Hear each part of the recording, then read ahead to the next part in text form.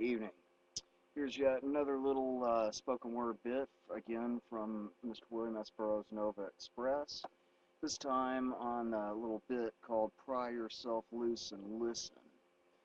So yes, do just that. Pry yourself loose and listen, because what I'm about to read here to you is a little integrated and complex kind of piece here. Anyhow, shall we begin? I was traveling with the intolerable kid on the Nova Lark. We were on the Nod after a rumble in the crab galaxy involving this two-way time stock. When you come to the end of a biologic film, you just run it back and start over. Nobody knows the difference, like nobody there before the film. So they start to run it before I go on. You know, okay, postulate nobody knows the difference. Coming to a biologic film, nobody knows the difference. Alright? Postulate a biologic film running from the beginning to the end, from 0 to 0 as all biologic film run in any time universe. Call this film X1 and postulate further that there can be only one film with the quality X1 in any given time universe. X1 is the film and performers. X2 is the audience who are all trying to get into the film. Nobody is permitted to leave the biologic theater, which in this case is the human body. Because if anybody did leave the theater, he would be looking at a different film Y, and film X1 and audience X2 would then cease to exist by mathematical definition. In 1960, with the publication of Minutes to Go, Martin's stale movie was greeted by an unprecedented chorus of boos and a concerted walkout. We've seen this 5 times already, and not standing still for another twilight of your tired gods. Continuation back to story. So they started to run it back, and the projector blew up, and we lammed out of there on the blast. Holed up in those cool blue mountains, liquid air in our spines, listening to a little hi-fi junk note fixes you right to metal, and you nod out 1,000 years. Since junk, and here's a little stop before we go on to that. Since junk is image, rather, the effects of junk. People will know the old slang, junk is heroin. Okay, that's established.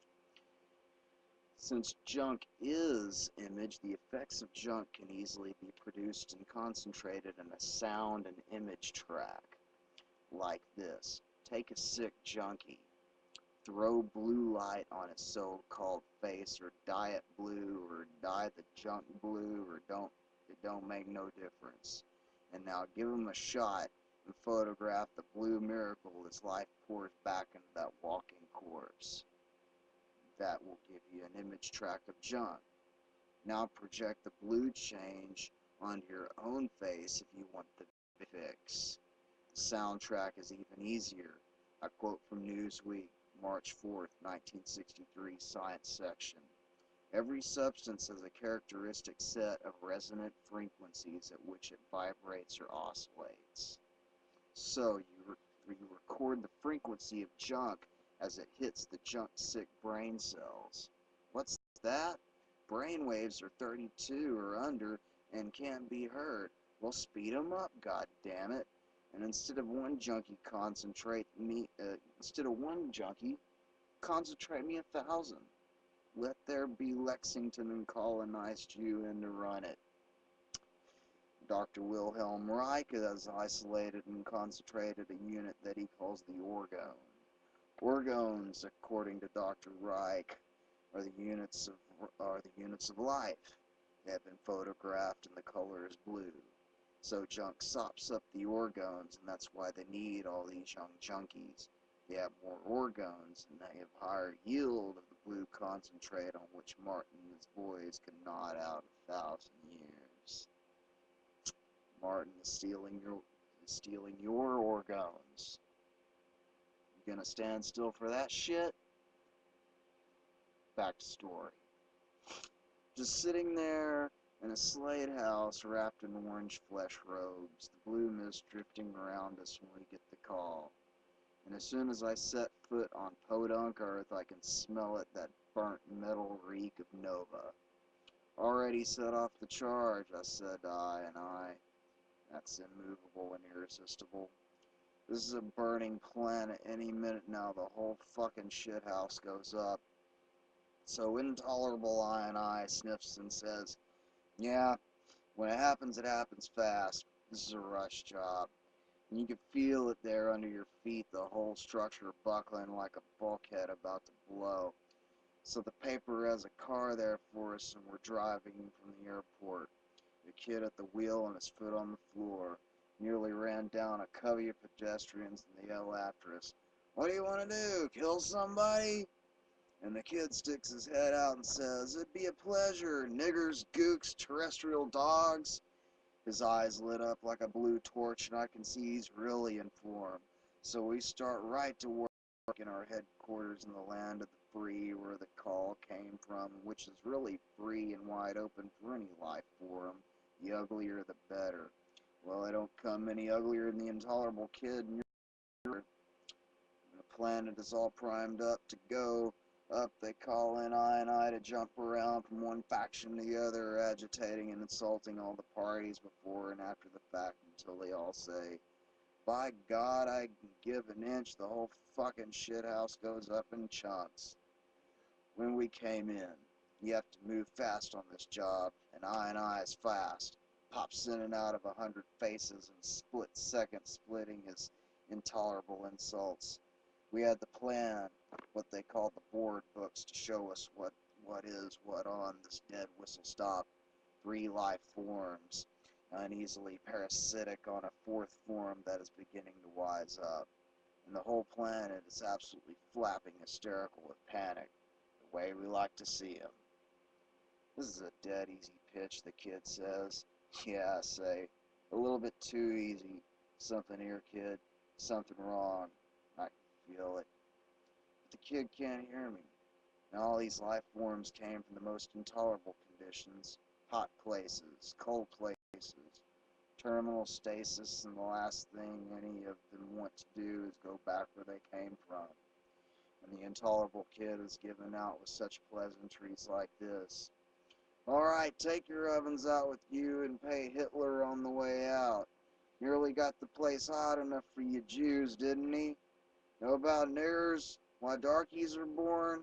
Antenna coolers, what else? Always a spot for good darkies.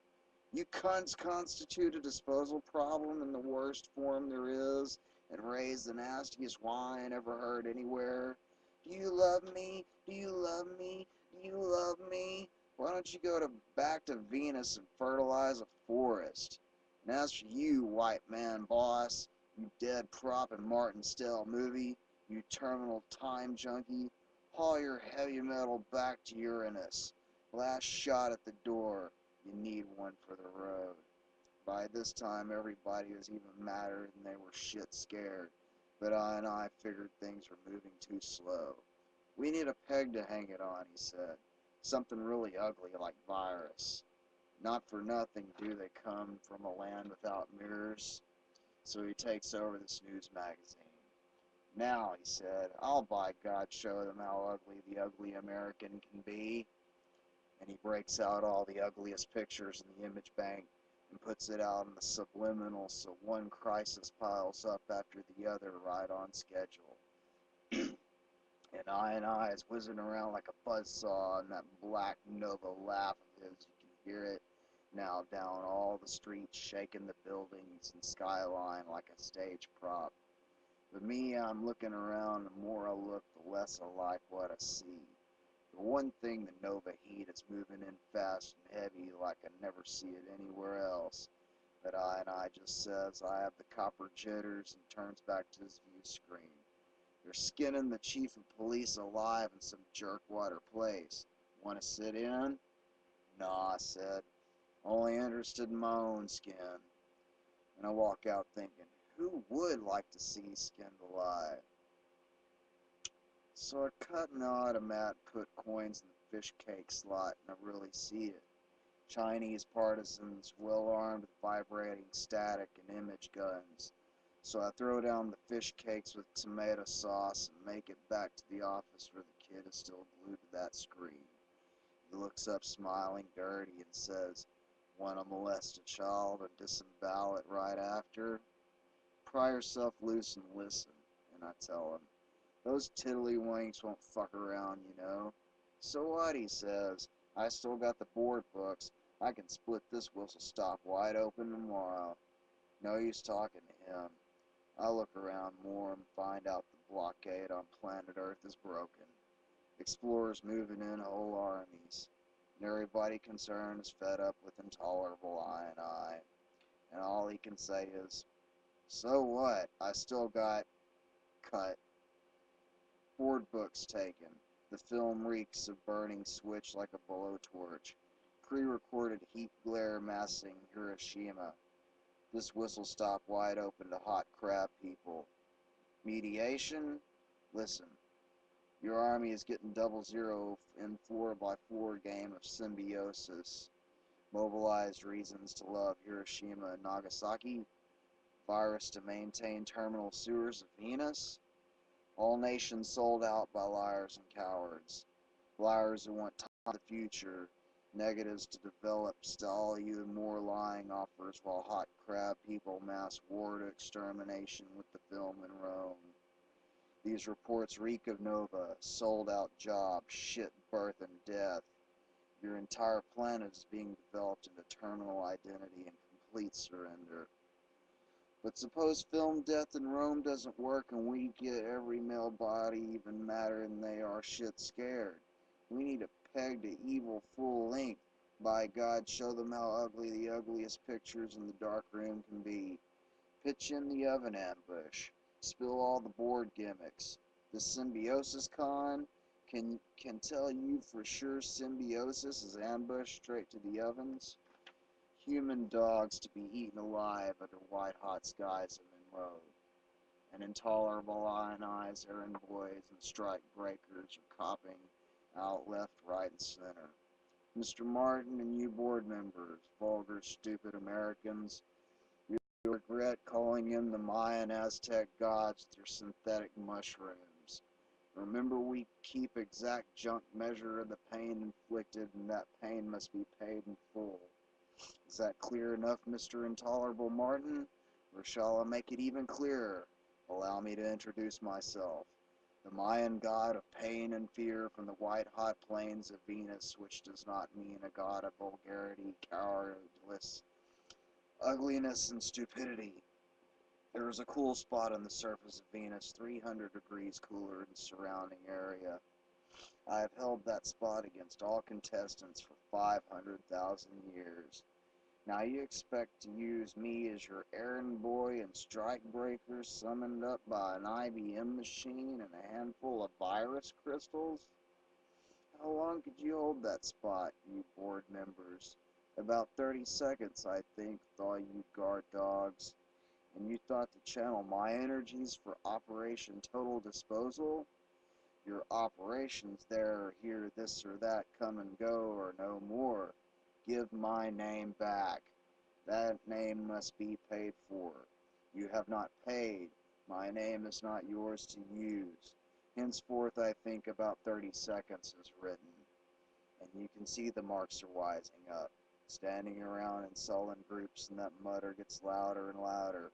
Any minute now, 50 million adolescent gooks will hit the street with switchblades, bicycle chains, and cobblestones. Street gangs, Uranian-born and Nova conditions, get out and fight for your streets. Call in the Chinese and any random factors. Cut all tape. Shift, cut, tangle, mangle, back voice lines of the earth.